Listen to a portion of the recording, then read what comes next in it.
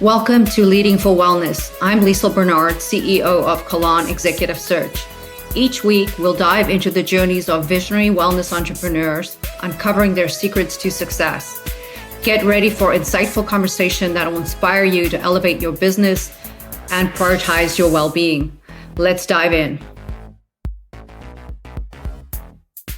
Hi, everyone. Welcome to Leading for Wellness. I'm very excited today to introduce our guest, Shaun Ahuja, who is the founder and CEO of Nutracode, a New York-based company specializing in innovative supplement delivery systems. Thank you so much for joining us, Shaun. Thanks for having me, Liesl.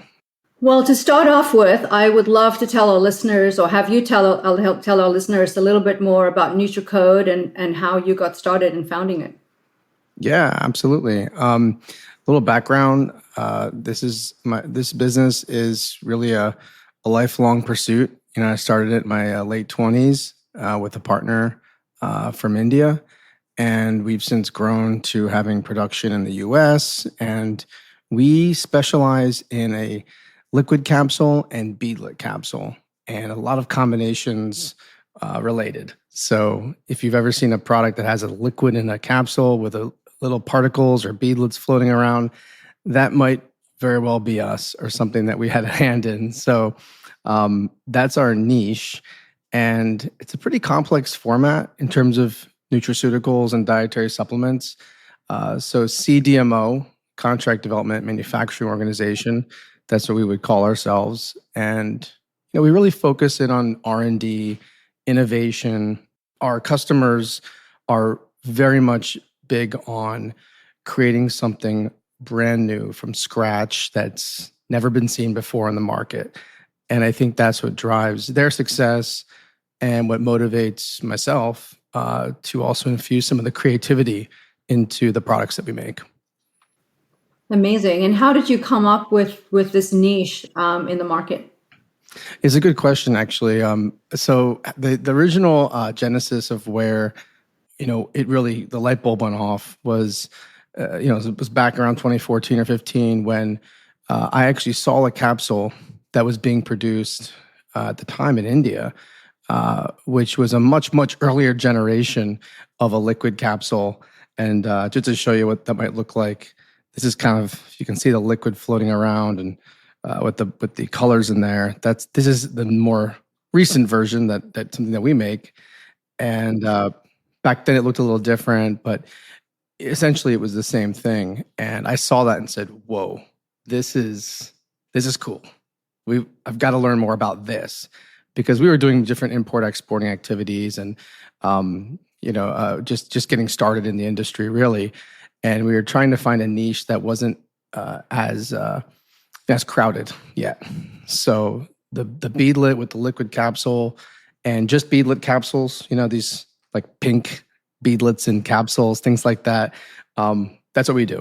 And it can be almost any active, any formula, combinations, also has flavoring or custom colors. So there's a lot that can be done just from a developer or formulator standpoint. But that's really what got me going with it. When I first saw that early generation capsule and I said, wow, I could make this better, or I could bring this to the market and we can make some great stuff. So that was the beginning. And here you are almost 10 years later. And so what is the purpose of that technology? Is it help with slower release into the body, or is it just for presentation?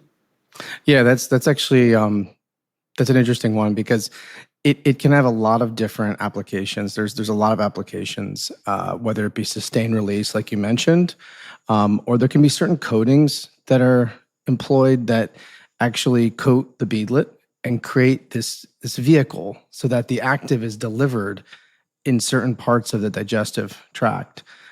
So that's something a little bit different. I'll give you an example. I don't know if you ever had peppermint oil. I'm sure you know essential oils, and they taste good, they smell good, they're good for your stomach. But if you have too much of that, it can burn. It can be kind of harsh on your your throat or something. So the beadlets, actually, we can create peppermint oil beadlets, which are great for digestion, and that protects the actives and it protects you, and it's also a more it's an optimal method or mechanism to deliver it for the purpose it's meant to. Yeah. How fascinating. So I know when we chatted before we started talking on camera, you mentioned that you've got a background with India, that your father is Indian, and that you've incorporated a lot of the Indian sort of health and wellness philosophies into your own life as a CEO, and to keep you balanced and sort of sane through all the stress of running a company. I'd love you to share a little bit of some of your personal biohacks of what you do to keep yourself in optimum performance levels. Yeah, it's super important, physically, mentally, spiritually, to be motivated and also just get the job done. So, yeah, I have a pretty strong background in yoga, in that it's just a passion of mine. Yeah, and India has something to do with that. I'll give you a short story. When I was a kid, I remember my grandmother, who was on my father's side, visiting from New Delhi. We were in Pennsylvania. She would, be up at 4 or 5 in the morning, and I'd wake up sometimes to get water or something, and I'd see her doing these stretches. And I was like 6 or 7 years old, so I had no idea, what is this acrobatic, 75-year-old woman doing in my house, But no, I didn't understand it. Only until when I got older, probably a teenager, I realized, oh wait, that was yoga. And I never really talked to her much about it, and she was a quiet woman, but I took the initiative, when I was probably college age or so, to kind of get into some classes, and it really appealed to me. So that's a very strong connection to India. It's sort of ties you into the past and connects you, with your soul and your body, and just can really. I found it's probably the greatest agent for de-aging or longevity. Actually, I would think maybe yoga is the number one natural remedy. Do you practice meditation as well? Yeah, and I mean, I probably can do more. I think I probably need more with all the stress from work and everything. But no, it's yoga does incorporate that, and I think we need to have that in our lives, whether it's in prayer, if you're a religious person, or if not, and you incorporate that into playing music or doing art or surfing or whatever it is you do. That's to me, that's meditation, is connecting to your skills, to what you love to do, to what you're good at, what you enjoy doing with other people. That's like a form of meditation and prayer, doing the right thing. Absolutely. And I think the power of our minds these days, I think the more we can incorporate our heart and our mind in creating what we want to create in our lives, I think the more effective we'll be and the faster I think we can manifest stuff too. So definitely agree with you there. My passion is people. I help companies like yours find the right talent. So I'm always curious to hear what CEOs are doing to create a strong, positive culture within an organization, how to attract the right talent and how to retain the right talent. So was wondering kind of if you have specific philosophies around that. Yeah, that's the most important thing, right? Like your team, the people you trust, those who are making it happen behind the scenes. A lot of times as entrepreneurs or maybe a CEO, you're on the forefront of the business. You're either taking the blame or getting a lot of the credit for failures or successes or what have you. But imagine all the, and I do. I imagine I'm actually in there almost every day in production. Seeing the capsules being made or the bottling line or with QC or whatever it is, and you really get a sense for, it's a humbling experience when you really get your hands dirty and going with the team and you're doing those things, because I think we've all been there too.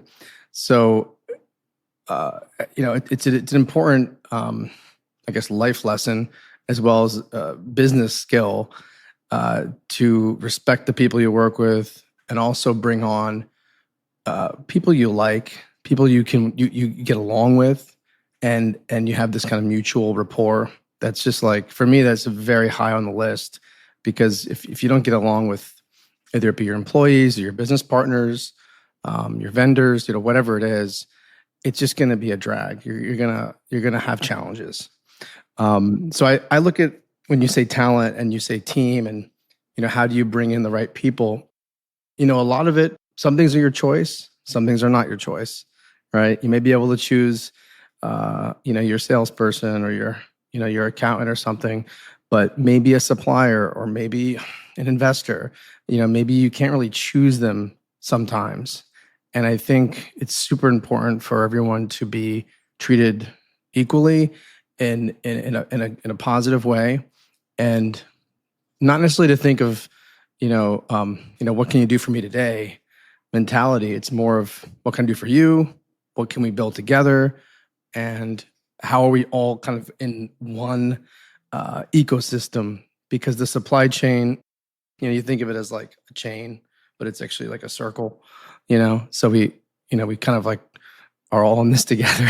I know it sounds kind of kumbaya, but it's funny because you never know when, your vendor or your client can actually reverse the role, and your client becomes your supplier or vice versa. And it's actually true for us. We even have some of our competitors who are our customers. It's very unusual how business works, or it goes through a certain cycle. So the moral of the story for me is, work with people you get along with, and respect everyone, and kind of give back and forth. Yeah, yeah, absolutely. And what do you do to create a great culture within your company? Is there active things that you do intentionally to, boost the culture and make sure you retain your best people? Yeah, I mean, it kind of relates to the I think independence, especially if I'm talking about more of let's say a key account, salesperson or business development. Um, they're the people on our team are very independent. So although we connect often, and we have our team meetings and things, they know what they have to do, and they can, whether they're you know bringing in a new project, or doing some kind of analytical work, whatever it is, uh, there's a distinct entrepreneurial mentality. And I think almost all the people in our higher kind of group of contributors, I guess you could say, like our board, or our key people, they've either had a business or have this passion and drive that maybe one day they want to start their own business. So that's a key mentality we foster, is to encourage taking the initiative and adding your own flair, with the goal that it'll work out. You all share a similar vision. And when you go through the interview process, you interview for someone that has worked for a smaller startup, or they have the intention of starting their own business down the road, or you look at their past and see if they, were in competitive sports and they have that drive to succeed, right? Those are all things I think that we often look at when we interview people to make sure culture fit is right. And I'm sure you have a set of questions to determine if someone has that same mindset too. Yeah, absolutely. Everything from a past in military or sports. There's a certain thread that's consistent, where you're practicing good habits, disciplined, focused. You can execute, and I think creativity is very high up on that list, because a lot of times there's something that's an obstacle, some challenge, when someone comes in, even from a different industry, and they bring that experience in. That's fine. They learn. We will train people, and they understand what to do. But that problem solving can come from something that's very much different than nutraceuticals or pharmaceuticals or otherwise. So it's yeah, in that early stage, it's the transition is always it's not always easy, but I think once newer members get the hang of things, they do very well. Yep, yep. Whether they have the heart for being part of this organization is really what you're looking for. Yeah, absolutely. So tell me, what are your long-term visions for the company? In a perfect world, what would it look like 5 and 10 years from now? Well, being an entrepreneur and starting up the company with a vision to impact positively society. I think where we go with the current business, there are opportunities to collaborate with other businesses. I see a lot of strategic collaborations where we, offer new formats, continue to build with newer brands that are not even in the nutraceutical space. That's actually something that is almost pertinent to this conversation, because I can imagine, a lot of people or business owners who are listening, they may not be as familiar with dietary supplements besides taking a multivitamin or something. But then again, they own a clothing company or a technology firm or whatever it is, and they're thinking, hey, my brand could have a supplement. Or I've always had this issue. Why don't I make a Shopify site and start selling something? So I think there's a lot of potential that I see for our business to collaborate more with existing brands that are very successful what they do, but they need, if they want to launch a supplement, for example, they need a Nutracode on their side to kind of guide them through the process. They're great at marketing and selling, branding, whatever it is, and we're great at making innovative products. So that's where there's a lot of longer term upside, and we've been very blessed with having a strong pipeline and the ability, and really the mission in a sense to not overload ourselves, but rather to focus in on a very selective and similar minded customer base, so that we can service them and we can have that kind of strong rapport. So we do have a more boutique mentality in that sense when we're bringing on new customers, and the opportunities can be any size, any kind of brand, but it's important that the shared vision is there. Yeah, absolutely. I've talked to so many companies in the industry, and I think especially post-COVID, I think there's a huge growth in the supplement nutraceutical areas, because people are now taking health into their own hands, and I'm sure you guys experienced that as well. Is that the industry is very different post-COVID than it was pre-COVID. Did you guys experience that Yeah. too? It's a great point. We really saw a major influx of not only interest, but volume, and I suppose capital flows that came into industry. People didn't want to, kind of a FOMO type of situation where investors or brands deployed a lot of marketing dollars to really, get the best bang for their buck at that time when everybody was trying to take an immunity supplement or a sleep supplement, whatever it was. So we actually did see a big inflection around 2020 in our business.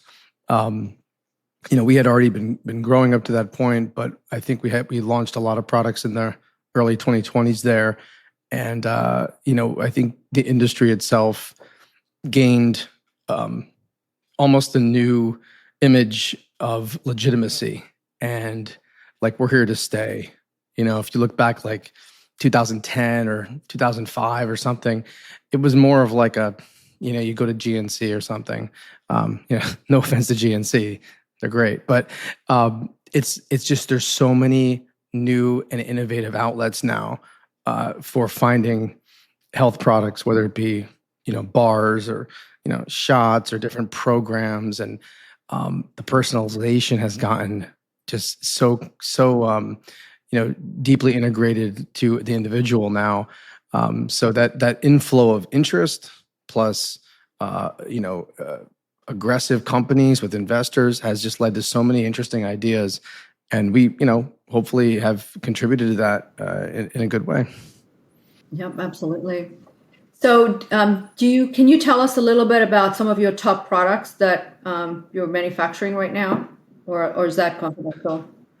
Well, we don't really want to necessarily discuss customers or products per se, but I'll just give you some examples of the kind of a kind of example of a product that we made for ourselves. It's actually for a trade show, and it's just to give you an idea of the kind of ingredients and combinations that exist. This one is called All Day Good Vibes. So we just made this internally. I got that one when I went to NBJ. I picked it because it was such a unique looking jar of tablets. Yeah, Yeah, capsules. so Yeah, we customized it just for that one event where we had a lot of great connections, with people like yourselves and other industry experts and thought leaders and whatnot. But just to explain like what we can put in these beadlet capsules is that in this product we ended up with everything from caffeine to saffron to a Japanese wax flower extract, magnesium, choline. So it's meant to be like a super cup of coffee. There's not only a little bit of caffeine, but you have a lot of great botanicals, and then of course the coloration was really fun. Where we have, I don't know if we can see that, but we have yeah, yeah. But a I lot of know what it color in looks there. like. Yeah, Very yeah, a lot pretty. of color. Yeah. So that's just ideas of things, and we have products for a lot of prenatal, omega products, hair, skin, and nails. Sleep is a really big one because we can delay release like a melatonin over time with the beadlet. So there's no shortage of ideas and active ingredients that make sense for what we do. Amazing, amazing. I love the innovation, and yeah, the product looks fantastic too. I remember picking it up, going, "Wow, this looks like a trip in a capsule right there." Yeah, right, exactly. I think that's subtly also part of it is that you want the compliance. A lot of times, brands they talk about customer compliance, and you buy a capsule, or you buy a product, and it says take twice a day or something, and you should be done with it in 30 days, but it's been there for 4 months. Why does that happen? And how do brands encourage consistent consumption of their product?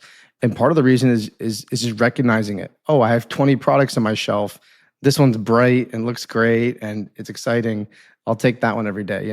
It's something as basic as that. And not only good for the person, so they're taking the product, but it's good for the brand and creating that memory impact of consumption as well. That's the most subconscious. That's Yeah, fantastic. exactly. Well, I want to know if there's anything else that you'd like to share with the audience about yourself or Nutracode, and maybe also share a little bit about where people can get a hold of you. Yeah, sure. I mean, just kind of concluding with some ideas. I think maybe we'll reflect a little bit on the current state of our world in the technological sense, and how the world is changing. How companies are deploying AI into every facet of their business, and how that'll affect supplementation from individuals. What should I be taking? How do I know what I'm taking is the right thing? I think it's a question that we've all had, whether we're more like industry experts or any person off the street who's just buying something they heard in an advertisement. I think the next era of health and wellness, it's going to go further than I think we possibly imagine, and we'll have really very much tailored experiences where we may be making specific supplements for each person's biomarkers and genetics and whatever else it is, and that's a lot where pharma and Nutra will kind of overlap, where AI begins to create new formulas and also maybe new molecules that and there are new molecules all the time. I don't know if you're familiar with like nicotinamide riboside or NMN or NADH. These are basically nucleotides of the B, vitamin. And what they found in studies is that when rats or mice take these kind of actives, they actually can de-age, or they find them literally becoming younger. And the longevity industry or interest in longevity has probably never been higher. And we're finding safe ways to work with our bodies where we can live a lot longer and healthier, and enjoy those technologies, and have families and businesses and do these great things you want to do. So I think there'll be an ever growing interest in wellness, but also how supplements will propel us forward into the next decade and century and wherever else we go. Yeah, we live in such an exciting time, right? There's so much happening with AI and supplements and our healthcare system, et cetera. So thank you for the amazing contributions that you and your company are making to the industry. Really Thank you. appreciate it. Where can our listeners get a hold of you if they have questions about Nutracode or want to get advice? Sure. The best way is email or going to our website. We actually have photos of dozens of products we've made. These are actual concepts or commercialized products. Our website is nutracode.life, nutracode.life, and also the company email, which will definitely read your emails. Our contact is info@nutracode.life. That's our best way to contact us. Perfect. Well, thank you so much, Shaun, for being willing to be on the podcast today. It was a joy to speak with you and such a fascinating conversation. So thank you so much. Thank Really you, Liesl. Looking forward to the next time. Thank Bye-bye. you. Me too. Bye. Thank you so much for tuning into Leading for Wellness. This podcast is powered by Kalon Executive Search. If you enjoyed the show, please rate and review us on your favorite podcast platform. And to learn more about our services, you can visit us at kalonstaffing.com or follow us on Instagram @kalonstaffing.